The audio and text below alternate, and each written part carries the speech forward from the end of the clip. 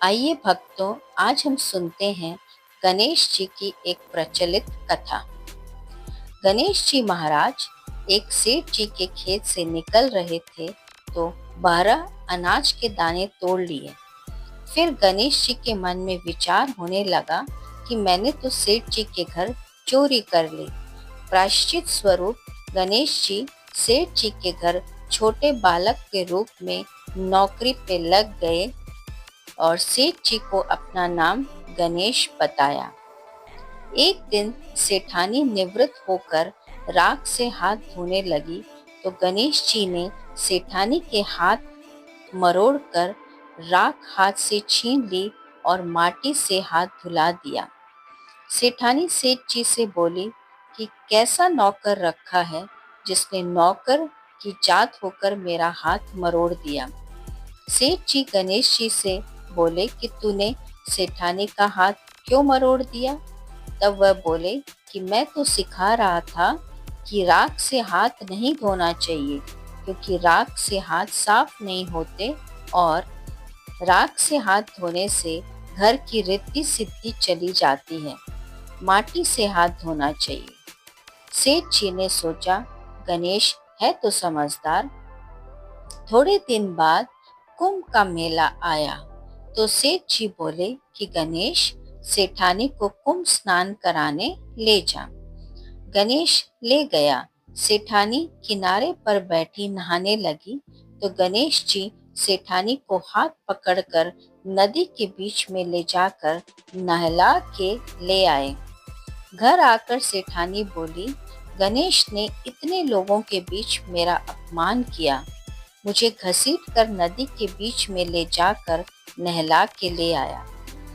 गणेश को बुलाकर सेठ जी ने पूछा तो वह बोला कि सेठानी किनारे बैठी सबके नहाए हुए गंदे पानी से नहा रही थी और सेठ जी अच्छे पानी से नहाने से अगले जन्म में इनको बड़ा राजा और राजपाट मिलेगा, इसलिए मैं इन्हें साफ पानी से नहला लाया।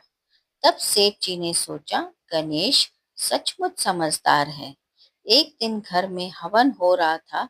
सेठ जी बोले, गणेश, सेठानी जी को होम में बैठाने के लिए बुला ला। गणेश जी सेठानी को बुलाने गए तो गणेश जी ने देखा सेठानी काले रंग की साड़ी पहनकर चलने लगी। तो गणेश जी ने आंखें दिखाई और बोले, लाल साड़ी पहन लीजिए। इससे सेठानी जी नाराज होकर सो गई। तब सेठ जी सेठानी जी के पास आकर पूछा कि क्या बात है।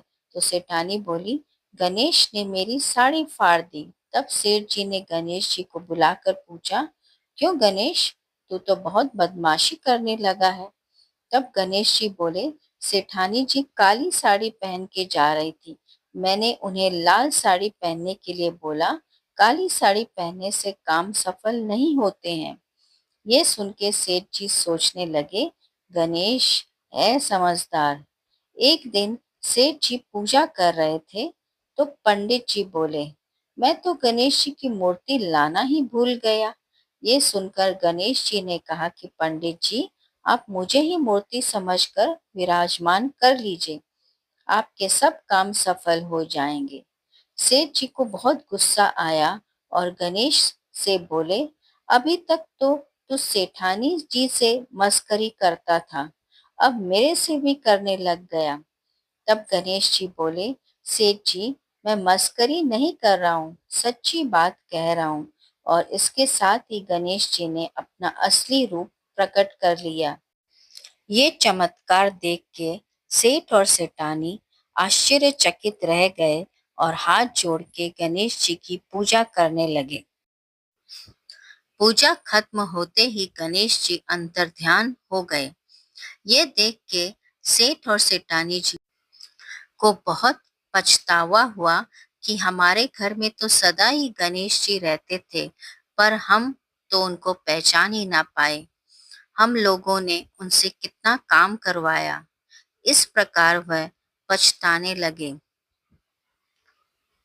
रात में गणेश जी उनके सपने में आए और बोले, सेठ जी, मैंने आपके खेतों का 12 दाना अनाज तोड़ लिया था, सो उसी का प्रायश्चित हेतु मैंने आपके घर में 12 वर्ष नौकरी की। ऐसा कह के गणेश जी ने सेठ जी को संपन्न होने का आशीर्वाद दिया। उसके बाद से ही सेठ जी के घर में खूब संपत्ति हो गई। गणेश जी, आपने जैसे सेठ और सेठानी को दिया, वैसे ही सबको देना। जो कहानी सुन रहे हैं और जो कहानी कह रहे हैं, और सभी भक्तजनों को ऐसा ही आशीर्वाद देना। सभी भक्तजनों प्रेम से बोलिए, गणेश भगवान की जय। भक्तों, आप अपने इस चैनल को लाइक, शेयर और सब्सक्राइब करें ताकि आपको नई नई कहानी और कथाएं मिलती रहे। धन्यवाद।